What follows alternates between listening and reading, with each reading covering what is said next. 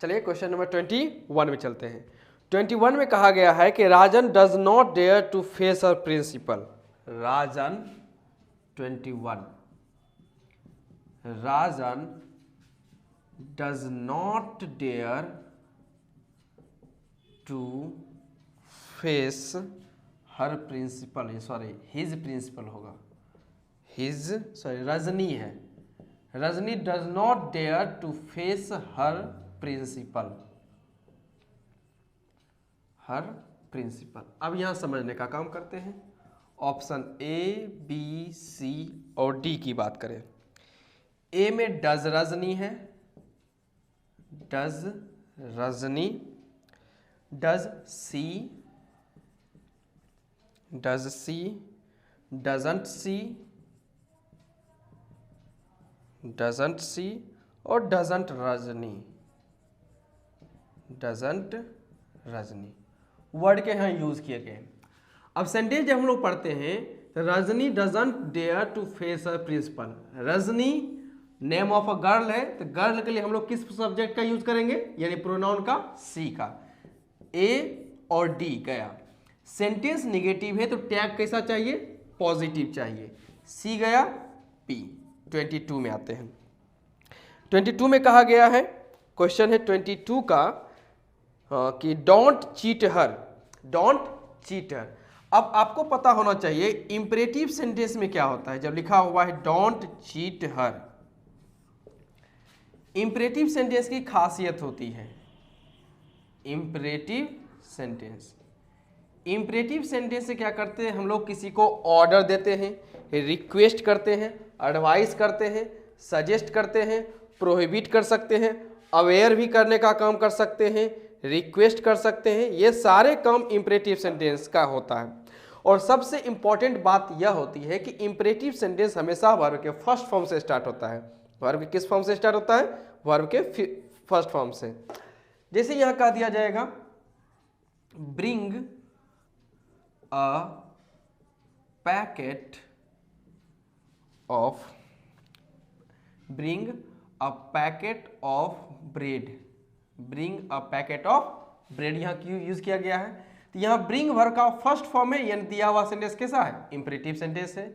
इसी में सेंटेंस को लिख दिया जाए bring a packet of bread और लास्ट में ऐड कर दे प्लीज, यानी यहां यह सेंटेंस क्या हो जाएगा, रिक्वेस्ट वाला सेंटेंस हो जाएगा। तो इंपरेटिव सेंटेंस हम लोग ऑर्डर वाले सेंटेंस, रिक्वेस्ट, एडवाइस, सजेस्ट, ये सब वाले हम लोग सेंटेंस को पढ़ने का काम करते हैं। और इंपरेटिव सेंटेंस को जब हमें निगेटिव फॉर्मेट में लाना रहता है, निगेटिव फॉर्मेट बनाना पड़ता है, तो उन सारे शब्द में जो भी मतलब सेंटेंस होता है, सेंटेंस के स्टार्ट हम लोग किससे करते हैं, डोंट से। जिसे bring a packet of bread, इसका यदि आपको निगेटिव फॉर्मेट बनाना है तो आप कहेंगे don't bring a packet of bread. Bring a packet of bread please, negative बनाना है तो स्टार्टिंग में ऐड कर दिया जाएगा कि don't bring a packet of bread please. इस प्रकार के सेंटेंस हम लोग कह सकते हैं। अब डोंट चीट हर, इतना तो पता है सेंटेंस पहले से निगेटिव है, सेंटेंस पहले से क्या होगा, निगेटिव ही है। निगेटिव है तो टैग कैसा होना चाहिए, पॉजिटिव ही होगा ऑब्वियसली, क्योंकि डोंट लग के ही सेंटेंस क्या हो चुका है, निगेटिव हो चुका है। अब यहां का टैग क्या है, तो जब भी आपको imperative sentence don't say start मिले, किससे मिले, डोंट से, तो फिक्स है आप यहां पर विल यू का ही यूज कीजिएगा। किसका यूज कीजिएगा, विल यू। यानी डोंट से सेंटेंस स्टार्ट हुआ मिले तो आप यूज कीजिए किसका, विल यू का। इसको आप अपने नोटबुक में नोट कर लीजिए। डोंट से स्टार्ट होगा तो क्वेश्चन टैग कन्फर्म है, उसमें हम लोग किसका यूज करेंगे, विल यू का ही यूज करेंगे, इसके अदर कोई अल्टरनेटिव नहीं है। तो क्वेश्चन नंबर यदि 22 की बात करें तो will you option number A में है, यानी ए को क्या करना है, क्लिक करना है। तो इस बात को समझते जाना है। अब यहां पे ये भी समझ ले, ये तो इंपरेटिव का हो गया कि इंपरेटिव को नेगेटिव बनाना है तो हमें डोंट का यूज करना पड़ता है, इसको लिख लिए होंगे। अब निगेटिव की बात आ ही गई है तो एक बात को कंफर्म कर देता हूं जो आगे के क्वेश्चन में मिल जाएंगे आपको। निगेटिव वर्ड को लेकर यहां पर कुछ कंफ्यूजन रहते हैं और स्टूडेंट्स ज़्यादातर इसमें कंफ्यूज हो जाते हैं और उनका ये डाउट रह जाता है कि सर निगेटिव वर्ड्स कभी कभी वो पहचान नहीं पाते हैं। तो सेंटेंस में अभी मैं एक लिस्ट तैयार करवा रहा हूं, ध्यान रखेगा, जिनका कहीं ना कहीं मीनिंग निगेटिव फॉर्मेट में ही आता है, यानी वो कह सकते हैं नेग्लिजिबल की बात करते हैं या मिनिएचर की बात करते हैं, मतलब कहीं ना कहीं वो निगेटिव फॉर्म में बात करते हैं, कुछ का काम करते हैं। वैसे कौन कौन से शब्द हैं, जैसे लिख लीजिएगा no, no, no one, none, nobody, nobody, nothing, few, little, no, no one, none, nobody, nothing, few, little, never, not, barely, scarcely, rarely, barely, कौन कौन से होंगे, no, no one, none, nobody, nothing, few, little, never, not, barely, scarcely, rarely, barely. Barely 2 बार use किया गया है। Hardly, hardly, ये सब कुछ वर्ड है जिसको याद रखिएगा कि ये सब के सब क्या होते हैं, हमेशा नेगेटिव फॉर्मेट में ही नजर आते हैं, इस बात को याद रखिएगा। एक और वर्ड याद कर लेते हैं, सेल्डम। तो ये सब वर्ड हैं, यदि आपको किसी भी सेंटेंस में नजर आ जाए तो इतना समझ जाइए कि ये सब के सब निगेटिव वर्ड हैं। और जब आपका स्टेटमेंट में यदि निगेटिव वर्ड ये सारे मिल जाते हैं, यानी कोई एक स्टेटमेंट लिखा हुआ है, स्टेटमेंट है, और उस स्टेटमेंट में ये सारे वर्ड यदि इंक्लूड किए गए हैं, क्या किए गए, इंक्लूड, तो इनका जो टैग बनेगा आगे जाके ध्यान रखिएगा, वो टैग कैसा बनाना है आपको, पॉजिटिव बनाना है, क्योंकि सारे वर्ड क्या करते हैं, उस सेंटेंस को निगेटिव कर देते हैं। जैसे एक सेंटेंस मैं लिख दूं, मैं लिख देता हूं I have few mangoes, I have few mangoes. अब इनका टैग बना के दिखाइए तो क्या होना चाहिए, या आपकी को आसान कर देता हूं, I have bought few mangoes. सोचिए, I have bought few mangoes का क्या बनना चाहिए टैग। अब यहां ध्यान गौर से समझने वाली बात है, जब मैं क्वेश्चन लिख दिया हूं I have bought few mangoes, तो उनको लगता है, ध्यान रखिएगा, आई का सब्जेक्ट क्या होना चाहिए, आई। स्टूडेंट ऐसा सोचते हैं, हैव है तो यहां पर आई के साथ भी क्या पुट होना चाहिए, हैव पुट होना चाहिए। और एक बात याद रखिएगा, जब हम लोग टैग बनाते हैं तो टैग में एक जो सब्जेक्ट हम लोग लगाने का काम करते हैं, तो इस सब्जेक्ट के पहले जो वर्ब आता है, ये वर्ब या इस स्टेटमेंट के वर्ब को कॉपी नहीं किया जाता कि ये जो वर्ब है इसको उठाकर यहाँ पुट कर दीजिए, ऐसी बात नहीं है। हम लोग जो सब्जेक्ट लगाते हैं फिर उस टेंस के मुताबिक वहाँ पे वर्ब लगाने का हम लोग काम करते हैं, यानी इस वर्ब पर जो कमांड होता है वो यहाँ के सब्जेक्ट का होता है। जरूरी नहीं कि यहाँ पे यदि आप हैज़ लगा रहे हैं तो यहाँ पर भी हैज़ होना चाहिए। यदि सब्जेक्ट वहाँ प्लूरल हो गया या वैसा सब्जेक्ट हो गया जिसके साथ हम लोग हैज़ का यूज नहीं कर सकते, फिर आप वो हैज़ ना यूज करके आप उसके साथ कौन से वर्ब का यूज कीजिएगा, हैव का यूज कीजिएगा। उसका एग्जाम्पल मैं भी दे ही देता हूँ। तो I have bought few mangoes, तो आई सब्जेक्ट है, आई का अकॉर्डिंग क्या लगा, हैव, और स्टेटमेंट उनको पढ़ने से लगता है कि ये पॉजिटिव है। और जो हिंदी लगाने वाले होते हैं, ध्यान रखिए, मैं बार बार इस बात को एम्फेसाइज करता हूं कि कभी भी हम लोग हिंदी को, मतलब इंग्लिश को हर हमेशा हिंदी के नज़रिए से ना देखें। इंग्लिश ग्रामर को कभी भी इंग्लिश, मतलब जो हिंदी इंग्लिश ग्रामर है उनको कभी भी हिंदी व्याकरण या हिंदी करके नहीं सीखना चाहिए। ऐसा कभी पॉसिबल नहीं है कि आप इंग्लिश को हिंदी के मेथड से सीख सकते हैं। टाइम लगता है, समझने में थोड़ा टाइम लगता है, कंसीडर करने में टाइम लगता है, लेकिन आपका यही सही रास्ता है। जब रास्ता वन वे है कि इसी रास्ते से आप जा सकते हैं, ध्यान रखिएगा, फिर आप कुछ भी कर लीजिए, जाना यहीं से है, सीखना इंग्लिश है, रास्ते आप चुन रहे हैं हिंदी के थ्रू, नहीं होना चाहिए। कुछ वक्त हो सकते हैं, कोई जरूरत के वक्त आपने मदद ले लिया, लेकिन हमेशा नहीं यूज कर सकते। अब इस सेंटेंस देखिए, क्वेश्चन फंस जाइएगा, कहा गया I have bought few mangoes, तो उनको लगेगा कि मैंने कुछ तो आम खरीदा है, मैंने कुछ आम खरीदे हैं, या मैंने कुछ आम खरीद लिया हूं, जो या खरीद चुका हूं, जो हिंदी लगाने वाले हैं वो लगाइए। तो उनको लगता है कि स्टेटमेंट पॉजिटिव है। अब उन्हें क्या करेंगे, यहां लगा देंगे हैवंट आई, हैवंट आई।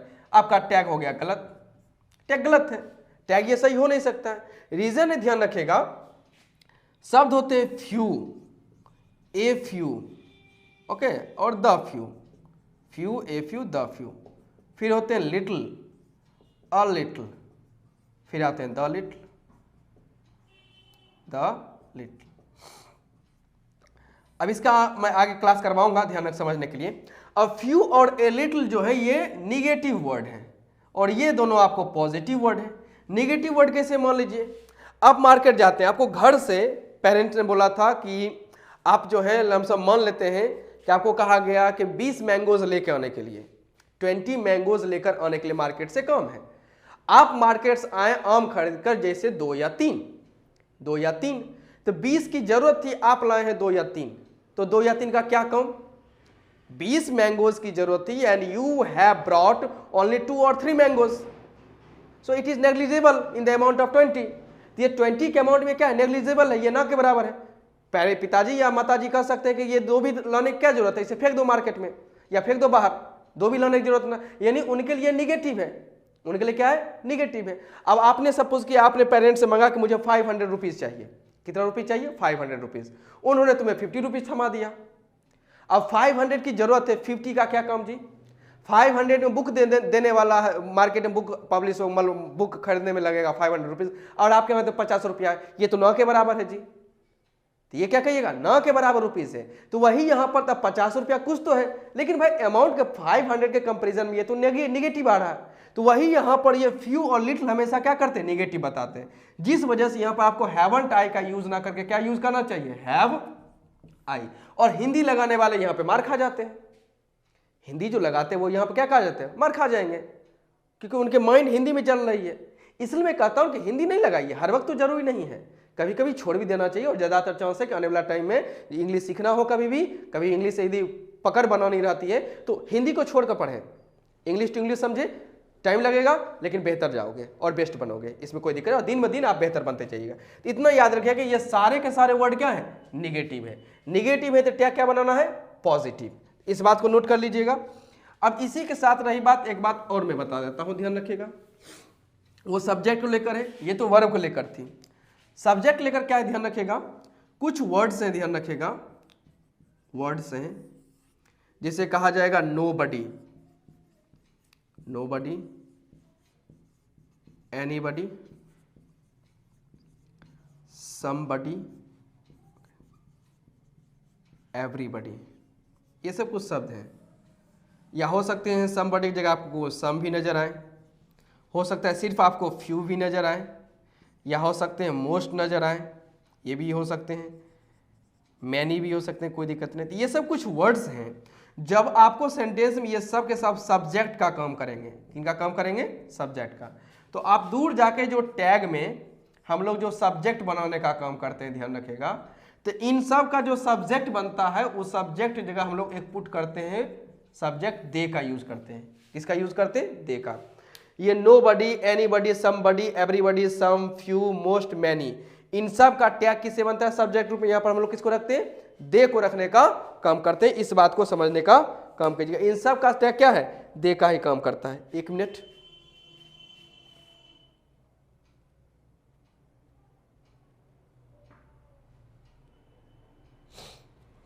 हाँ आ जाते हैं वापस। तो इन सब का टैग क्या होता है, निगेटिव चलता है, जैसे नोबडी, इसी में और कुछ ऐड होने वाला है, हाँ कुछ और ऐड हो सकते हैं, नो वन हो सकता है, या नन करके यूज किया जा सकता है। ऐसे शब्द हैं जिनका टैग क्या हमेशा दे यूज करिएगा। Nobody, anybody, somebody, everybody, some, few, most, many, no one, none नजर आएगा तो टैग में क्या रखना है आपको, सब्जेक्ट के तौर पर दे का यूज करना है। इतना याद रखिएगा। ये सारे वर्ड रहे तो आपके स्टेटमेंट निगेटिव है तो टैग कैसे बनाना है, पॉजिटिव है। ये सारे सेंटेंस यदि सब्जेक्ट बनेंगे, ध्यान रखिएगा, तो ऐसे सिचुएशन क्या बनाना है, आपको दे का यूज करना है। और इसी एक और पॉइंट बना सकते हैं, कभी आपको नजर आएंगे all of us, all of them नजर आएंगे, ऑल ऑफ देम, या कहा जा सकता है either of you, either of you का यूज आएगा। अब इस सिचुएशन जब आपको सब्जेक्ट बनाना रहेगा, जैसे अस है, देम है, यू है, तो अस के लिए आपको क्या पुट करना है, वी, देम के लिए क्या पुट करना है, दे, यू के लिए क्या पुट करना है, यू। यानी कि ये जो ऑफ वाला सिचुएशन आता है तो ऑफ के बाद जो आपको जनरली मिलते हैं, क्योंकि प्रैक्टिस क्लास है तो ज़्यादा मैं कॉन्सेप्ट पढ़ा नहीं सकता हूँ, वरना टाइम ज़्यादा लग जाएगा। लेकिन आने वाला टाइम में क्वेश्चन के जब क्वेश्चन टैग के कॉन्सेप्ट कराए जाएंगे, क्लास में तो आप लोगों को कराया जा चुका है, लेकिन यदि मुझे यहाँ कभी ऑनलाइन कराना पड़ा तो मैं आपको जरूर करवा दूंगा और जल्दी मैं कोशिश करूंगा आपके लिए वो सारे कॉन्सेप्ट लाए जा सके। फिलहाल इतना समझ लीजिए कि all of us, all of them, either of you, ऐसे और भी कुछ शब्द मिलेंगे। तो अस के अकॉर्डिंग वी, देम के अकॉर्डिंग दे, और यू के अकॉर्डिंग क्या लगाना है, यू। तो ये 2 से 3 इंपॉर्टेंट बातें थी जिनको आप नोट कर लीजिएगा। एक बार मैं स्क्रीन से हट जाता हूं, नोट कर लीजिए। चलिए इसको नोट कर लीजिएगा। अपना वीडियो को पॉज करके, मैं टाइम ज्यादा नहीं ले सकता हूं तो मैं आगे की ओर निकल जाता हूं। चलिए अब आगे की ओर बढ़ते हैं। और क्वेश्चन नंबर हमें कहां पर जाना था? क्वेश्चन नंबर हमें जाना है 22 तक कर चुके, 23 में। क्वेश्चन नंबर 23 में कहा गया है कि nobody can help them. Nobody can help them. अब यहां समझने का काम कीजिए। ऑप्शन दिया हुआ है ए बी सी डी की, यदि बात करें ध्यान रखिएगा। ऑप्शन में क्या क्या नोबडी का है? Can't he, okay, can he, can't they और कांट दे और कैन दे। अब एक चीज ध्यान रखें, मैं आपको इन्फॉर्म कर दूं, जब भी मैं आपको प्रैक्टिस करवाता हूं तो मैं ज्यादातर कोशिश करता हूं क्वेश्चन को लिखने का। क्वेश्चन के लिखने का मेथड है कि आप भी क्वेश्चन को नोट करके लिखिए नोटबुक में। क्वेश्चन को लिखिएगा तो आपको सेंटेंस के स्ट्रक्चर और माइंड को वो याद रहता है। वरना यदि आप सोचते हैं कि हाँ वीडियोस देखने से सिर्फ हो जाता है, तो ऐसा बात नहीं है। आपको ये सारे क्वेश्चन को नोट करना चाहिए, लिखने की प्रैक्टिस कीजिए। इंग्लिश जब एक लैंग्वेज है तो लैंग्वेज सिर्फ सुनने से मतलब नहीं है, सुनना इज अ पार्ट है, सीखने का एक पार्ट है, लेकिन लिखने पे ज्यादा प्रैक्टिस, लिखना कभी मत छोड़िए। तो जितने पॉइंट्स है सबको लिखिए। मैं भी लिख रहा हूं ना, इसलिए लिख रहा हूं। अब सीधी सी मैं इसका आंसर बता सकता हूं, लेकिन इसलिए मेंशन कर रहा हूं, ध्यान रखिएगा कि ऑप्शन के थ्रू मैं एलिमिनेट करना चाहता हूं। अब मैं यहाँ सिर्फ ये स्क्रीन को, मोबाइल को देख के यदि सिर्फ आंसर बताऊं तो वो एक अच्छा पैटर्न नहीं है। सामने रहेगा तो समझाने में अच्छा लगता है, डायरेक्ट इंटरेक्ट हम लोग कर पाते हैं। इसलिए ध्यान रखिएगा, टेक्नोलॉजी का सारा ध्यान हम लोग अपनी जरूरत के लिए करना चाहिए, उनका हमें एडिक्ट नहीं बन जाना है। ध्यान रखिएगा, जरूरत के लिए टेक्नोलॉजी का सहारा जरूर लीजिए, वरना टेक्नोलॉजी को दूर कीजिए और अपने ऊपर काम कीजिए। हमें कहीं ना कहीं टेक्नोलॉजी का सहारा लेकर, हेल्प लेकर अपने आप को इंप्रूव करना है। ऐसा मत कीजिए कि अपने आप को ही टेक्नोलॉजी को समर्पित कर दीजिए। तो इस चीज़ से बचिएगा, लाइफ में भी बचिए और स्टडी में भी बचिए, बेहतर बनेगा आगे। ध्यान रखिए, इस चीज़ों का ध्यान रखिए। अब अभी जस्ट मैंने बताया कि नोबडी यदि स्टेटमेंट है, स्टेटमेंट का सब्जेक्ट है, तो यहाँ पर हमें सब्जेक्ट तौर पर क्या चाहिए? दे। ना इसमें है ना इसमें है, क्लिक हो गया। अब मैंने अभी जस्ट यह भी बताया कि नोबडी एक निगेटिव वर्ड है। निगेटिव वर्ड है तो टैग कैसा चाहिए? पॉजिटिव, यानी कांट हटाइए, कैन दे। सोचने की जरूरत नहीं। क्वेश्चन नंबर 24 में आते हैं। 24 में कहा गया she seldom goes to school. She seldom goes to school. She seldom goes to school. A B C और डी की बात कर लेते हैं। She seldom goes to school, option देखते हैं। 24 का लिखा गया है डज सी, गोज सी, आगे दिया हुआ है डू सी, फिर आगे बात करते हैं डजंट सी। अब यहां सोचने वाली बात ये ध्यान रखिएगा, यहां पे सब्जेक्ट सी है तो सब्जेक्ट सी होना चाहिए, कोई दिक्कत नहीं। सेल्डम वर्ड एक निगेटिव है। सेल्डम कैसा वर्ड है? निगेटिव वर्ड है। निगेटिव है तो टैग हमें कैसा चाहिए? पॉजिटिव। सेल्डम क्या जस्ट मैंने लिखा हुआ है, बेयरली, रेयरली, जो मैंने हार्डली बताया था, ध्यान रखिएगा, स्कार्सली में। तो सेल्डम एक निगेटिव वर्ड है। निगेटिव वर्ड होने की वजह से टैग आपको पॉजिटिव चाहिए। पॉजिटिव चाहिए, सबसे पहले ये हटा दीजिए, डजन नहीं होगा। और एक बार ध्यान रखें कि सी के साथ कभी भी डू का यूज होता नहीं है। सी के साथ जब भी यूज करते हैं, डज का यूज करते हैं, तो डू तो किसी मतलब एट एनी कॉस्ट होने वाला नहीं है, it will not possible at any cost, तो डू कट गया। अब इतना ध्यान रखिए, ये गोज है। जब आप टैग बनाते हैं तो उसमें हम लोग हेल्पिंग वर्ब का सहारा लेते हैं, ना कि ये मेन वर्ब लेता है। तो गोज है तो हम लोग वहां पे कुछ और का यूज करना था, ना कि गोज यूज होगा। तो ये गोज तो होगा नहीं, बचा क्या चीज? Does she. और वैसे भी गोज है तो यहाँ पर हम लोग जब सब्जेक्ट सी लगाएंगे तो सी के लिए किसका यूज करना पड़ेगा? Does she. ऐसे भी आंसर हो सकता है डज सी। तो हमें आंसर मालूम है, कैसे मालूम हो सकता है कि कैसे हम थियोरेटिकली पहुंच सकते हैं, लेकिन हमें थियोरेटिकली नहीं जाना है, हमें ऑब्जेक्टिव बेसिस पे बनाना है। तो ऑब्जेक्टिव बेसिस में सीख रहे हैं ना कि आंसर नहीं पता होने की वजह से भी हम लोग एलिमिनेट करके सीख सकते हैं। जैसे किसी को नहीं पता, या भूल गया क्या चीज़ है, अरे भाई इतना तो पता है कि सी के साथ डू नहीं हो सकता है, सी के साथ हम लोग डू का यूज नहीं कर सकते, तो उसने कम से कम एक आंसर तो एलिमिनेट किया ना। थोड़ी ये जानकारी हुई कि हम लोग हेल्पिंग वर्ब का यूज करते हैं तो भाई वो उसको इतना भी पता चलेगा कि गोज का कभी यूज होगा नहीं, आंसर एमुलेट हुआ। रही डज सी और डजंट सी, अब नहीं पता कि उसको ये पॉजिटिव है निगेटिव है, लेकिन इतना तो पता चला ये दो ऑप्शन तो नहीं होंगे, बी और सी तो एलिमिनेट हुए ना, 50-50% चांस है, प्रोबेबिलिटी हाई हो चुकी है, पॉसिबिलिटी हाई हो चुकी है, जहां कि आपके हर ऑप्शन पे 25% आपकी पॉसिबिलिटी थी सही होने की। तो हमें एलिमिनेशन मेथड का यूज करना है ताकि हम अपने माइंड को शार्प बना सकें, हमेशा थ्योरेटिकली जाने के कोई फायदा नहीं है। तो माइंड को शार्प बनाइए, स्टूडेंट है शार्प कीजिए, स्मार्ट वर्क कीजिए, कोई दिक्कत नहीं है। 24 के बाद आते हैं 25 में। 25 में जाएंगे, इसमें मिला हुआ है anybody will help them, anybody will help them. अब समझने का काम करते हैं, ऑप्शन ए बी सी और डी की बात करें। Anybody will help them, will they, won't they, will they, won't they, shall they, shall be, shall they और शैल वी। अब यहां समझते हैं, जस्ट मैंने बताया हुआ है कि एनीबॉडी के लिए सब्जेक्ट हम लोग किसका यूज करते हैं, दे का यूज करते हैं, दे का यूज करते हैं, सबसे पहले इसे हटाइए। और मैंने यह भी बताया, ध्यान रखिएगा, अब एनीबॉडी यहां पर ध्यान रखिएगा, एनीबॉडी विल हेल्प देम। अब इसमें समझने का काम कीजिएगा, तो यहां पर विल है, तो यदि आपका यहाँ विल है तो वहां पर क्या होना चाहिए, अब दे के अकॉर्डिंग हम लोग किसका यूज करेंगे, विल का यूज करेंगे, तो यहां पर से आपका सेल वाला ऑप्शन कट गया। अब रही बात विल या वांट में, तो एनीबॉडी विल हेल्प देम, ये एक पॉजिटिव स्टेटमेंट में, कैसा स्टेटमेंट है, पॉजिटिव। टैग कैसा चाहिए, नेगेटिव, नॉट वाला, बी आंसर क्लिक होगा। 26 में आते हैं। 26 में कहा गया कि let him write a letter, let him write a letter. अब ये शायद मैंने आपको, मे भी हो सकता है मैंने आपको पहले भी समझाया हुआ है कि जब, नहीं तो अभी समझ लीजिए, लेट अस रहे तो इसका टैग फिक्स है कि आपको शैल बी का यूज करना है, लेटस रहे तो इसका फिक्स है कि आपको कौन सा ऑप्शन चूज करना है, शैल बी का यूज करना है, ये हर एक सिचुएशन में। लेकिन यहाँ अस के अलावा आपको कोई और यदि ऑब्जेक्टिव केस मिल जाए, हिम मिल जाए, हर मिल जाए, यू मिल जाए, कुछ भी, ये तो ठीक है। लेट के बाद आपको यू मिल सकता है, हर मिल सकता है, हिम मिल जाए, दैम मिल जाए या यू मिल जाए, ऐसे सिचुएशन में इसका फिक्स है कि आपको विल यू का यूज करना है। किसका यूज करना है, विल यू का। लेट अस रहे तो शैल बी का यूज कीजिए, और लेट के बाद अगर you, he, her, him, them, you है तो इसके बाद एक ही आपका आंसर बनता है, टैग में वो क्या बनता है, विल यू। तो लेट हिम है, यहां पर किसका यूज कर लेंगे, विल यू का। ऑप्शन देख लेते हैं 26 का कौन है, विल यू, यानी कि ए नंबर क्लिक हुआ। तो 26 का ए। क्वेश्चन नंबर 27 में चलते हैं। जो बातें मैंने अभी आपको नोट करवाया था, ध्यान रखिएगा, सब्जेक्ट को लेकर, वर्ब को लेकर, वह सारी बातें टैग में बेहद ही अपना एक इंपॉर्टेंट प्लेस रखती हैं, और टैग का कहीं ना कहीं वो कह सकते हैं वो हमारे लिए बॉन्ड का काम करती है, कि वो तो जरूरी है ही at any cost.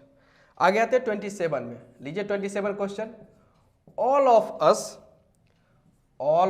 Us can kill a tiger, all of us can kill a tiger.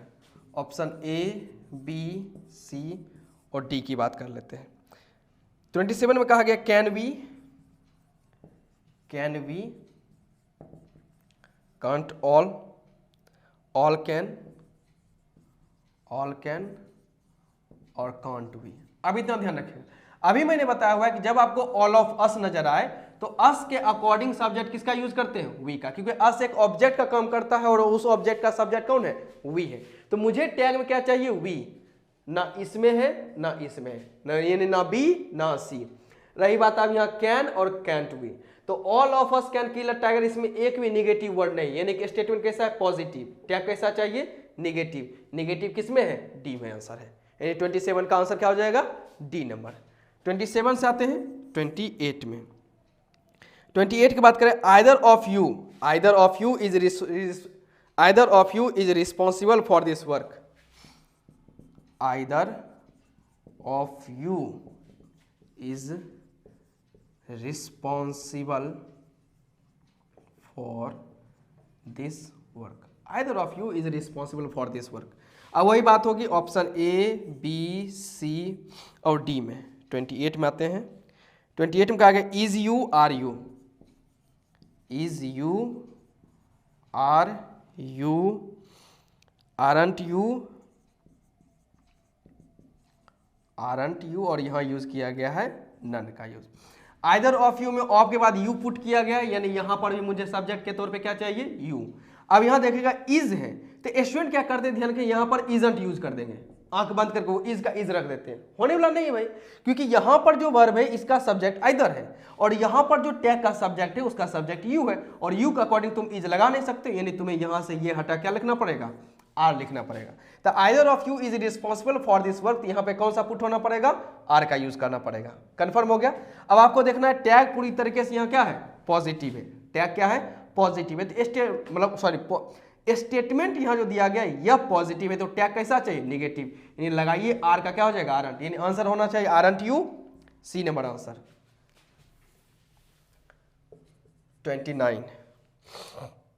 29 में कहा गया है no salt is allowed, no salt is allowed, no salt is allowed, A B C D. Isn't it, wasn't it, isn't it, wasn't it, was it, is it। No salt, salt एक non living thing है, यानी इसके लिए pronoun क्या चाहिए, it, it सब में है। अब स्टेटमेंट के दिए, सबसे पहले तो वाज वाला सिचुएशन हटा दी, क्योंकि बात प्रेजेंट की हो रही है, बात किसकी है, प्रेजेंट की, टैग किस में चाहिए, प्रेजेंट में ही चाहिए, ऑटोमेटिक सेम होना चाहिए, तो ये वाज वाला सिचुएशन तो एलिमिनेट हो गया। तो हमें क्वेश्चन ज्यादा पढ़ने की जरूरत नहीं, तो ऑप्शन खुद बता रहा है कि दो कट गया, जो बच गया उसमें हम लोग उसको मतलब फिल्टर कर लेंगे। अब नो जो यहाँ वर्ड है एक नेगेटिव वर्ड है, अब इसके होने की वजह से स्टेटमेंट पूरा पूरा नेगेटिव हो गया था। टैग कैसा चाहिए, पॉजिटिव, पॉजिटिव चाहिए तो ए होगा नहीं, डी की तरफ जाइए। क्वेश्चन में 30 में आते हैं। 30 में कहा गया, ध्यान रखिएगा, that is yours, that is yours. अब यहां समझने काम करते हैं, ए बी सी और डी की बात करें।